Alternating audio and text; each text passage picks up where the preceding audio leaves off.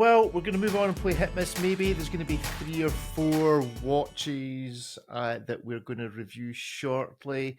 If you hang around the podcast, you'll probably hear 2 of them. Just depends on how long it takes.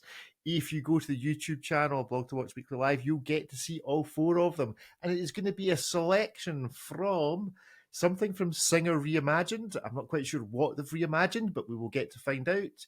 The Gorilla Fastback, a smaller gorilla. Does anybody really have a need for small gorillas? But there we go.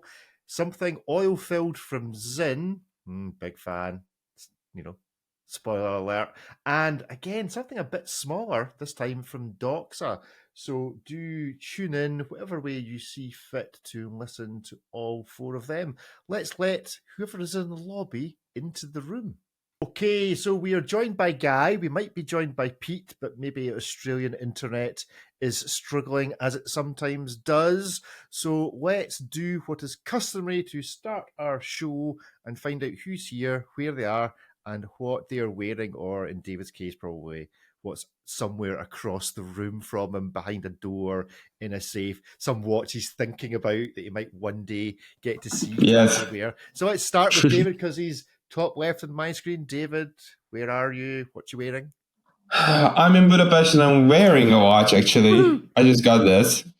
It's Venezianico Redentore Ultra Black, which is cool because it's like $500, but you do get a Venta Black-like dial that is like 99.4% black. So it's very cool. Nicely made, and I like that it's, you don't have to break the bank to get one of these. It's all sold out and it's been for some time, but I'm sure there will be other models coming a bit later on. So, that's just cool. Nothing crazy, but I do like the concept and the execution overall. Good stuff. And do you have to, whenever you say what watch you're wearing, do you have to do the Italian accent? Is it like anytime you speak about Mario, you go, Mario? Is it the same? It's the law. It's the Venezianico. Well, at least I know how to pronounce it, because every time I read it, I'm like, how do you say this? Ripley, we'll come to you next. Ripley is a changed man. He is a changed man. If you've not listened to the podcast, Ripley is a changed man. His stature has just grown. His wall is now just more 3-dimensional than it ever was. Ripley, tell us where you are, what you're wearing, and why it's just made such a difference to your life. I'm in Los Angeles still, in front of the same wall, but I'm now a Breitling owner. 2000 Brightman. Yes, Brightman. 2007 Chronomat Evolution. So I'm fully basking in the glory of Breitling ownership and all of the, Breitling ownership and your changing body and all of the wonderful things that come with it. There's just more testosterone in the room, more testosterone in your life. It's just, there are changes that are happening that you just don't understand. So, I now understand all the Chuck Norris jokes. They've just been happening in sequential things. Yeah, just I get it. I get it. And I have to wear a T-shirt because buttons just will not stay buttoned. So the buttons. I sudden interest in looking up in the sky every time a plane flies overhead. No, I'm the one flying the plane. There's no need to look. All the planes. Yes, all the planes. Brightman. Yeah, you automatically can fly a plane wherever you put a Breitling on. That's how it works. I actually know that there might be something else you're wearing that may formally have been aviation related. I guess it depends on what we think about it. Since Brightman's got the skies, Braymont has the Terra Nova. So this is the 38 mil. Just showed up today for review. I think I do need to ask you to take the Breitling off and hold them side by side on the screen. A 38mm Bremen and a 44mm Breitling. Is one likely to eat? If you bring them too close together, does one consume the other? No, the gravitational pull of the Breitling, though, does bring the Braymont closer to it. You can feel the attraction. Good stuff. Good stuff. Ariel, where are you and what are you wearing? I'm in Los Angeles and I'm wearing very practical Apple Watch because Ultra, because I was exercise tracking. Ultraman. I can't do with a Breitling, even though they have the Iron Man. Great stuff, Guy. Where are you? What are you plugging this week? I am on the on the very sunny south coast of the UK today. Yeah. I need to be plugging like holidays in Bournemouth today because it's lovely and sunny here. and today plugging which one is it? The prototype of the Gotham's Vigilante, the D-Trash Gotham's Vigilante. Can't even remember which one of his own watches he's wearing. He's just got so Well, many. I changed them quite a lot. Kind of feel like I have to. Yeah, good stuff. I'm in Scotland wearing a Panerai. Anyway, right, let's crack on. So first up, we are going to look at the Singer Reimagined Divetrack Chronograph watch. It's a hands-on, which is just as well so that Ripley sellers who had its hands-on can explain it to me and everybody else. Ripley, what on earth is this? Okay. Wow. There's a lot to unpack here. Okay, so it's Singer, so they do that central chronograph thing. They've reimagined the dive watch so it can be useful before, during, and after your dive. Grade 5 titanium exterior, and it's got this sandwich-style construction with a sapphire ring along the side. Think MBNF's Mad style, and it displays the hours and time on that rotating disc. Now, that means the front-facing dial is totally devoted to dive applications, and the whole point of how you'd use this is you flip that little red lever up, hit the start button on the chronograph when you first enter the water. It's a 24-hour hand and a minute hand in the central dial for the chronograph. You can use the bezel against the minute hand to track stuff like a decompression stop or bottom time, but you leave the chronograph running the whole time after you finish your dive. And what it then does is it tracks the amount of time you should ideally rest between dives before you could scuba dive again, or even how long you should, rest between diving before you can safely fly. So it's a very convoluted dive watch, but it's very it's not just, impractical for the sake of being impractical. They've thought about what they wanted to do with it, and it is really cool. Now, it's also $93,000. So there's that. There's that. Oh dear. I didn't notice the price when we were meeting with them in Geneva. I'm like, oh yeah, this is so cool. Look at that movement. This is cool. Love the concept. I'm looking at the press packet later that night. I'm like, that's got to be a typo. $93,000. But it is fantastically cool. And I've got tiny wrists, so it's an absolute behemoth in terms of proportions, but it's not actually that unwieldy. It wears very much like a titanium version of like a Seiko Tuna or something. Obviously now with as a Breitling owner, your wrists have grown, so probably you should go back and Everything's grown, Rick. Everything's grown. That's what we like to hear. I heard words coming out your mouth describing this, but I still don't understand. So let's see if anybody else has understood and give it a hit, a miss, or a maybe. So on the count of 3, 1, 2, 3, go. Hits, 2 hits, 3 misses. Right, David, explain yourself. None of this makes any sense to me in any way. It's just so weird. It is as though it was done for the sake of doing something. I love the movement. I love the time display on the side, but it's way too thick. It's not very interesting from the front. It's just, I don't know. If it didn't exist, I wouldn't be like, I wish this wish existed. I don't mean to be too harsh, but that's the way I feel about it. Ripley, you give it a hit like me. I just think it just looks awesome and cool, and $96,000 be damned. Ripley? Yeah, so this isn't something I'd be buying with my money, but from a conceptual standpoint, I love that they're pushing the boundaries of the dive watch, and not just by making it go deeper or glow brighter or something like that. They've kind of rethought what its purpose could be in a practical application. Practical, we're still kind of within the realm of cosplay practicality, but I like that they've done something different with it, and it's a ton of fun in hand. There's so much stuff to move. You got multiple pushers. The bezel feels nice. Comes with 2 different straps. You got a little red lever thing for the start-stop pusher. It's a lot of fun to interact with. Again, it costs as much as a supercar, but it is a lot of fun. So it's a hit for me just on the ingenuity level of it. I applaud them for doing something different. Yeah, I mean, as a Panerai owner, that little red lever is just giving me Luminor fidget vibes. So I'm just sitting there mucking about with that probably till it falls off. But it is 49 mil, so even as a Breitling owner, Ripley, it's just not going to work for you. Ariel, why is it a miss? I'm a fan of what the brand started out doing. I think the movement is cool. I mean, it's always been extremely niche by design. But kind of like similar to what David said, I don't know what this is an answer to. I like tool watches when there's a whole story of like, we designed a watch to do this thing that no one else has done, and this is the result. And this is like, hey, look, we made a diver out of that weird movement we had.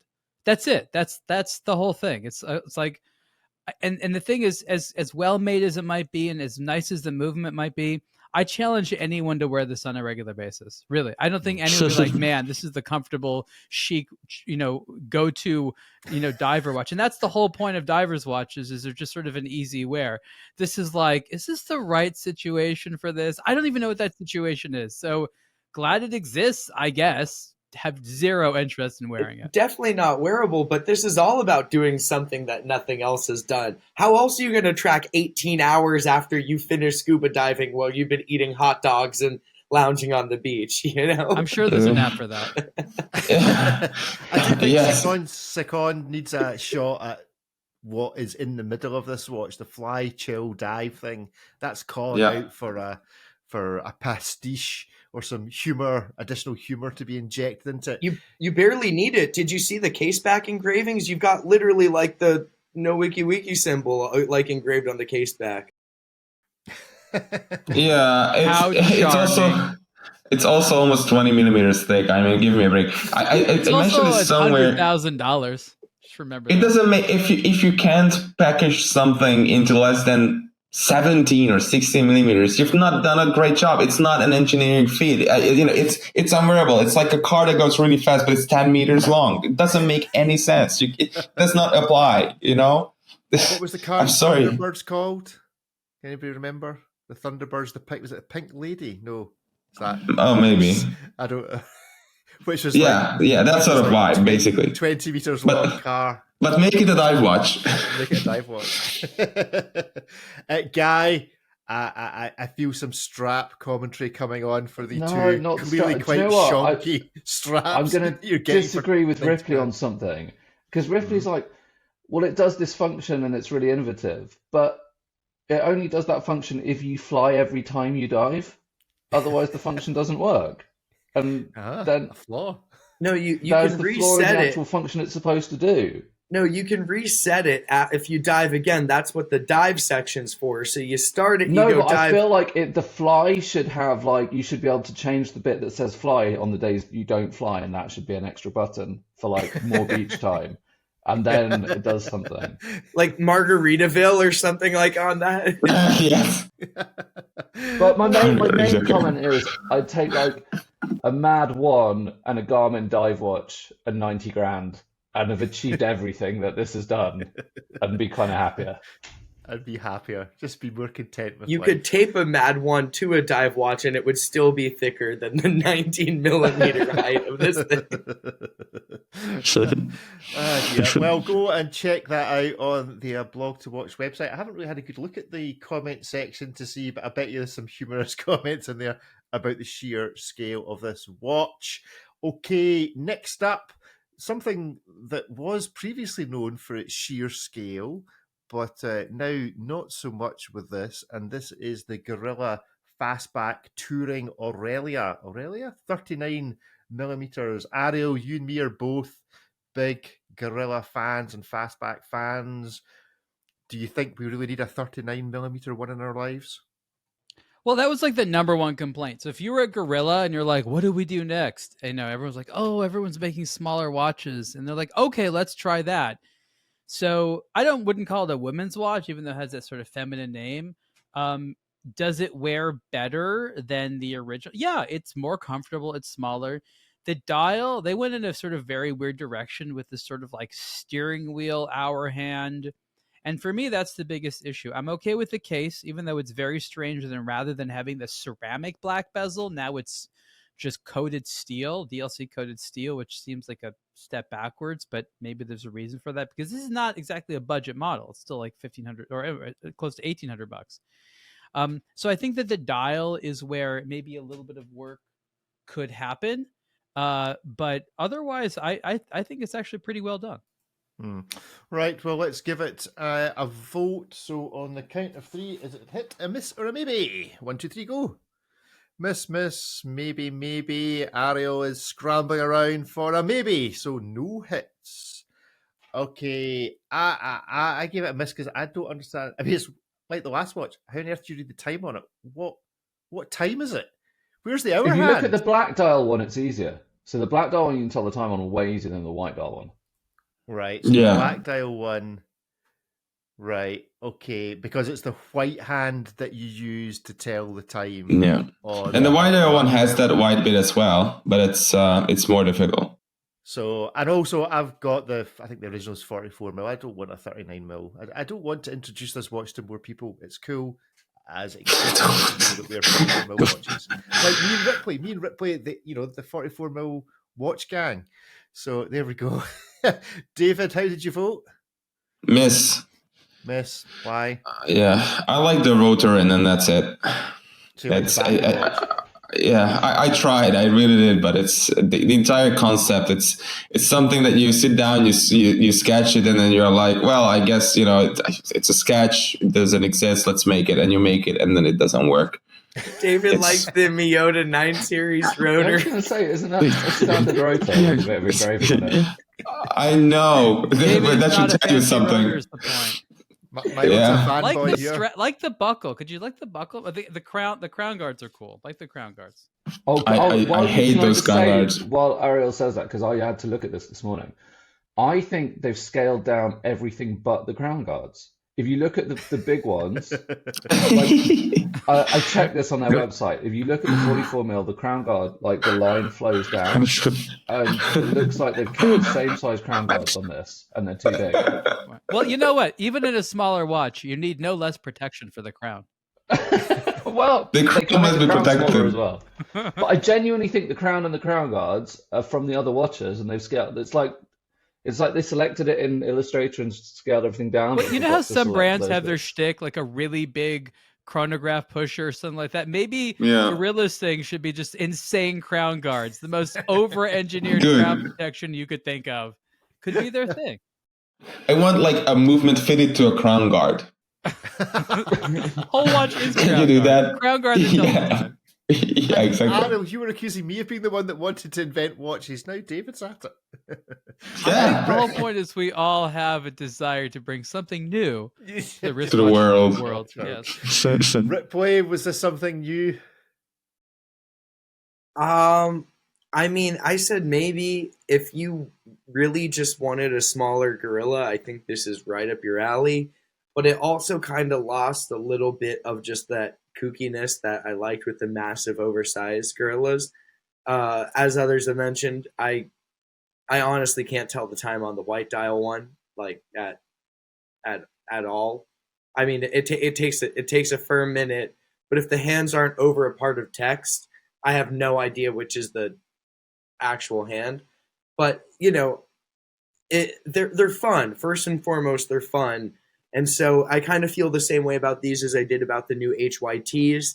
They're not what I like about the brand, but I definitely see that they have a clear customer in mind with these. That customer just isn't me. Ariel, you are a customer of Gorilla, or maybe they sent you a free one, I don't know. But would you be a customer of the 39 mil if you didn't already own a 44? I think there's a lot that can be done with this case. I think that I want to see them play with the dial more. I mean, that is overwhelmingly the most negative thing people have said is about the dial. People don't seem to mind almost anything else, but they feel that there's an issue with the dial. It's like, okay, so I want to see what they can do better. I think Gorilla has some super cool watches. I like their chronograph a whole lot. I think the Wandering Hour ones, the Drift, are super cool. So, look, they're experimenting. They don't have like a focus group to tell them what to do. They tried something. So I think size is a plus. Dial, just try something else. They can do it. Guy? I gave it a maybe. And a kind of maybe because I like Gorilla. I think the big one's cool and it looks nicer and the colors are better. But this one's like almost twice the price of the big one, of the 44mm. And I don't think they're called Gorilla. They shouldn't have done it. Like, I listened to Ariel did a podcast with a guy from Panerai, and he was like, "We make big watches," and I think you can just be apologetically like, "We make big watches. You want a small watch? Go and get a small watch somewhere else." You can't be called Gorilla and make small dainty watches. They Small should have watches. just stuck to big ones. Yep, it is a fair point. Okay, well, if you're listening to the podcast, you may now be missing out on what we've all got to say about the Sinn U50 Hydro Oil-Filled Diver's Watch and the new mid-size Doxa. So if you want to hear all about that, then go and find us on the YouTube channel. And if you listen to the podcast, the next thing you'll probably hear is probably us abusing Ripley again for being a bright man, whatever it is now. So let's crack on with the next up. And this is article just on the website. Ariel, you were hands-on with the U50 Hydro Oil-Filled Diver's Watch from Sinn. Spoiler alert, I love these watches. Are you equally enamored by them? Tell us about them. So the U50 Hydro is Sinn's latest liquid-filled dive watch. For a number of years, they had a similar watch called the UX, which they, I guess, still make. It's 44 millimeters wide as opposed to 41, and it's again, it's similar design in a lot of ways. They're about the same price, but I think that a lot of people agree this 41 millimeter size U50 is going to be more wearable. What's so amazing about the liquid filled watches is that the liquid brings all the light to the surface. So there's no sense of depth. It just sort of looks like all the information is there. It's kind of similar to how like a Resonance watch looks. Some of those are also oil filled, actually. And so it's a really special viewing experience there. Very interesting thing about the U50 and the UX, which is different, which is the movement. They both have quartz movements. But I think that Sinn actually is one of the few companies suffering from ETA no longer making their Thermaline collection, which is the thermocompensated. Breitling is a similar story. They've actually had to start making their own for the new aerospace models. And so they've had to move to a Ronda movement. And really the difference is in the accuracy. Both the ETA Thermaline in the UX and the Ronda have 10-year batteries, but the accuracy is different. These are going to be normal quartz movements with about 10 seconds a month accuracy, whereas the UX, again, if you can still find them, are going to have that ETA that has the 10 seconds a month accuracy. But again, this is such a great watch, super good durability. Sinn makes several versions. It's actually confusing. It's like they have all of them are submarine steel. Some of them are tegimented, and then there's like ones that are an all black case or just like a black bezel in the steel case, and there's a bunch of different straps. So once again, Sinn just like creates I don't know who are all these watches for, but I think there's at least on the US watch buys, there's 15 different versions of the U50. So there's a lot to look through there. Price points vary from, I think the low is about $2,300 up to a little bit over 3,000 and sort of all black on the bracelet. But if you were going to have a quartz sports watch, hell, this would be the one to have. Good stuff. Well, let's give it a vote. 1, 2, 3, go. Hit. I'm expecting a clean sweep. Yeah, clean sweep of hits for the U50. It's an oil-filled watch. Of course it's a hit. That's just, you had me at oil-filled to parlay a phrase. David, when did they have your hit vote?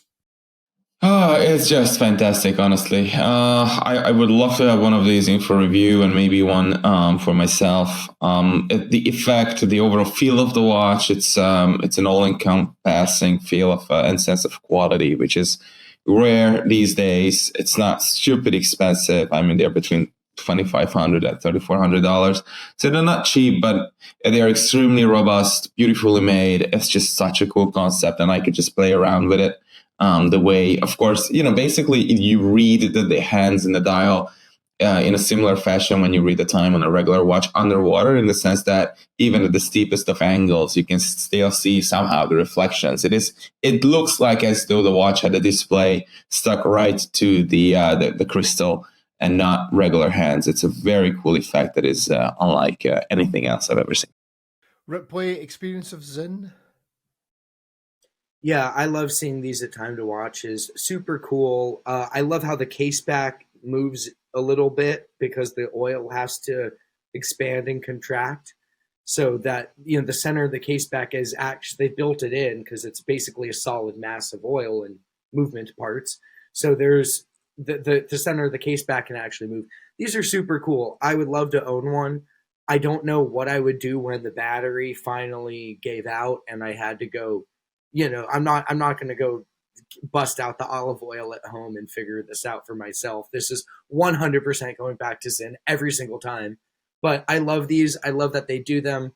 I love that it's literally, the brand only makes pretty much tool watches. But I love that this is just like the most tool-oriented version of it, to the point where it's all about performance, not necessarily to do with, ease of customer ownership as far as the battery replacement. It's literally just to have, this crazy display that's ultra legible and virtually a depth rating that doesn't have a limit for all intents and purposes. Ariel, you obviously gave it a hit. When are you buying one?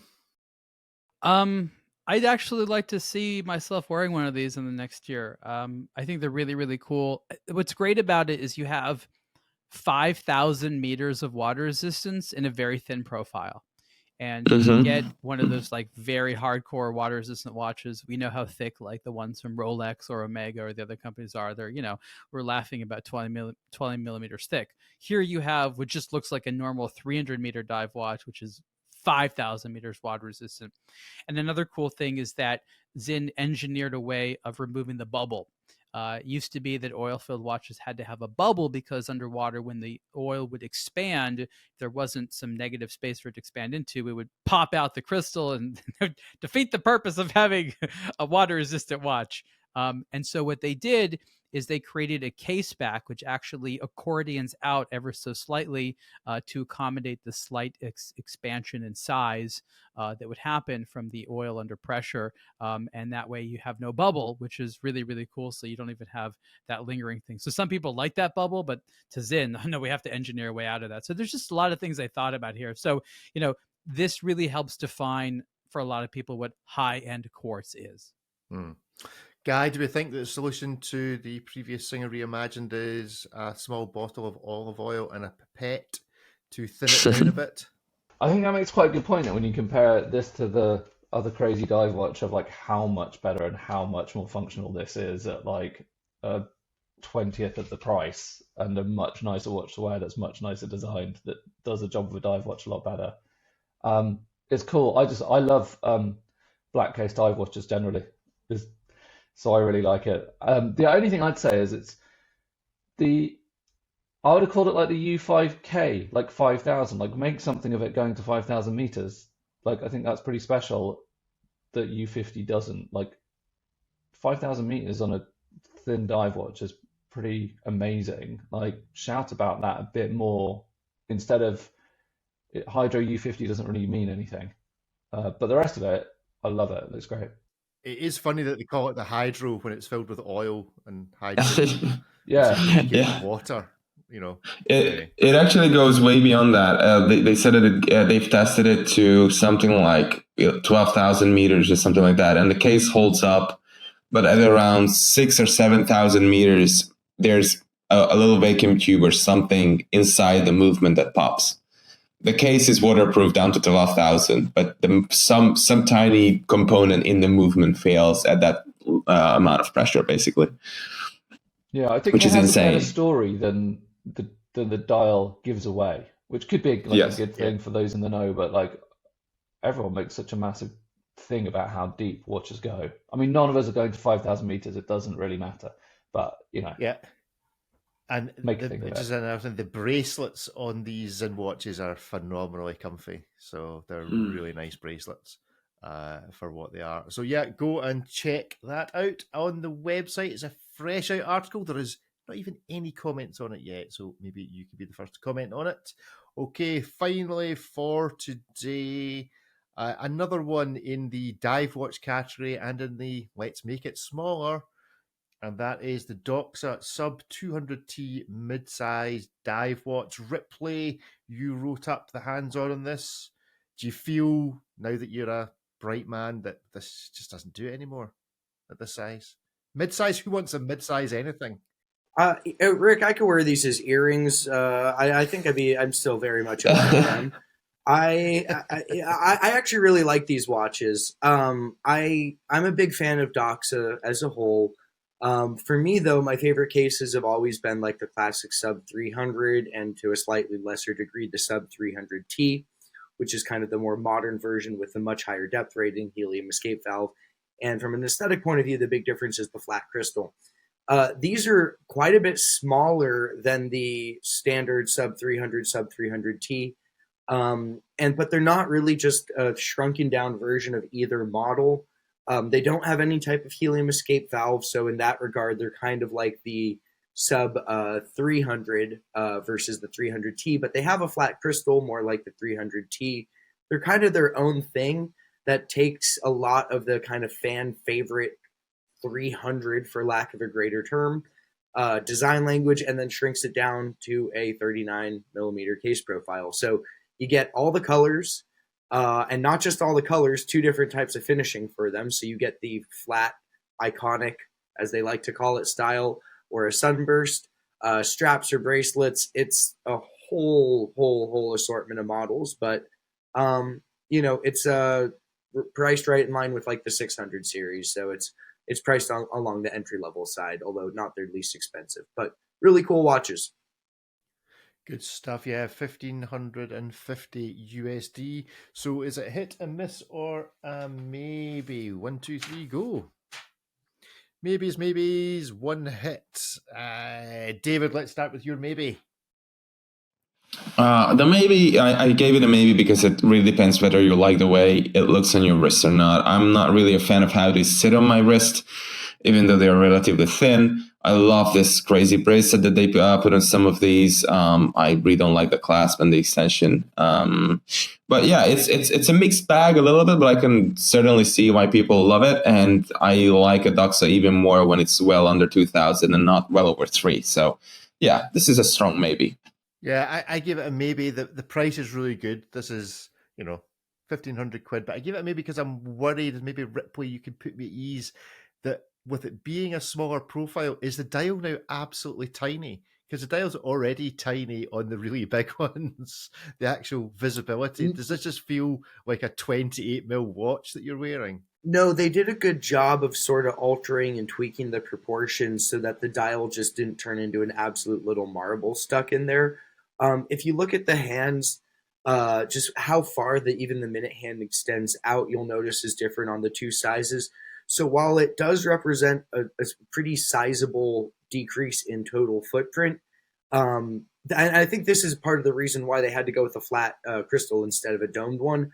The domed crystal, like the 300, would have looked absolutely tiny in the smaller case. So they've done a really good job of taking all of the same kind of design language, but not altering the proportions enough that it loses kind of what made it successful, but still changing it enough that you don't have like, a watch that definitively feels like a truncated ladies model.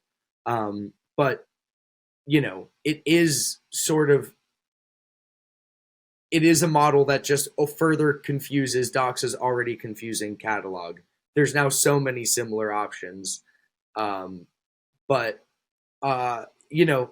It's not my favorite Doxa. I always said if they did a smaller version of the 300, I'd get it. They basically did it with this, but I realize I kind of like it a little bit bigger, even though this fits my wrist the best. So this is a really, really strong effort. It's a hit because it's, I think it achieves everything it set out to do, but I don't know if this is going to be anyone's flat out all-time favorite Doxa, whether you're a fan of the brand or not. Ariel, Doxa is one of those brands that I've tried on and ended up walking away from so many times just because there's so many different varieties of what looks like essentially the same watch. What would attract you to buy this one over the 1,500 other SKU variations of what looks like exactly the same watch? You have smaller wrists. Just that's it. Smaller Yes. wrists. There's That's all. nothing else to it. No. And your overall impression of this? I Not don't for you have because you don't have wrists small that wrists. small.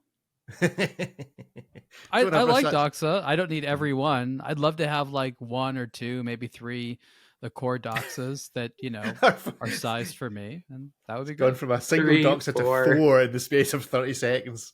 There's a lot of cool Doxas out there. I don't need all of them. There's a lot of redundancy, okay? There's some really Yes. pretty Doxas. That is true. Guy, how did you vote? I voted maybe. I love the 300, so I kind of felt like I couldn't give it a miss. But I felt like they should either have made a mid-size 300 and called it a mid-size 300 and had it 300 meters and everything else the same, or made a different smaller watch. And like you said, if they need a smaller watch with smaller wrists, that's the wrong case to meet that objective. They did smaller watches, and they're not great. Like, I don't love the sub 200 or the T-Graph sub 200 or the 600. Like, they've done a bunch of other watches that are supposed to be smaller, and they're not as good. People want classic Doxa. It's like Panerai not making a Luminor. Like, what is the brand? The Radiomir? Absolutely not. They're the Luminor. So Doxa's got to do this like cushion thing. Yeah, but then that's the same as the Gorilla. Like, why do it? Like, just be who you want to be and don't like just do what the crowd wants. Everyone needs the Luminor Due. Like, we all need that little. We all need a 42 millimeter Breitling if we can't do the full size 44. Like some of us. 47 is the full size. Yeah, Ripley, you need to. When do you think you'll upgrade to a 47 mil Breitling? Because you're not really a bright man. You're Bright Man Junior. That's what we'll call you. You have to wear it around your neck, like Run DMC style. You need a Breitling for Bentley and just be done with it. Yes. Now we're talking. You mean Breitling for Ripley? Breitling for Ripley. There you go. That's it. That's where we're going. My Grail Breitling is the full diamond emergency. It's out there. It exists. Yes. I can With only black imagine diamonds. they're going for In gold. Yeah, they're going for a steal under retail. But yeah, you can get a full factory set emergency, and I love that that's out there somewhere. And what was retail for a full factory set solid gold diamond emergency? Like 35, 40, something like that. With a bargain. Mm-hmm. Yeah, but it wasn't solid gold though. Is it not gold? No, they did. They have a white gold version. It's white gold, all white diamonds, lots of baguettes, really, really Clicking tasteful. as David searching the internet. Cool if Immediately. you could like take the diamonds off to pay the emergency services when they pick you up. Yes. Like, Yeah. here's your Little payment. Oh my goodness. Yeah, this is the first gen. I see what you mean. The newer ones had like black diamonds on them. That was fantastic. Oh no! I want the oil These are the days. czar special. Yeah, the full white gold. Simpler times. The show dissolves into a discussion about how many diamonds can you fit in a watch. But there On an we go. emergency. That is our show for this week. Thank you everyone for joining us. Ripley, do you have a final thought to leave us with? Something suitably random? Just popped into your head. Just check in next week to see the Breitling transformation. Bright men have no imagination now. Is it just all been sucked out of you? It's all beer and basketball from here on in. Yeah, I'm here to go watch some basketball, collect some propellers for my wall, just get some polo shirts, wear some pink, Well, reach out to I'm Bremen. here They have for it. some propellers available. Okay, that's it for this week. Thanks for joining us. Check out the website. Check out us on Instagram, and we'll see you in a week or so's time. Goodbye. Bye, everyone. Bye, everyone. Hey, everyone. Right.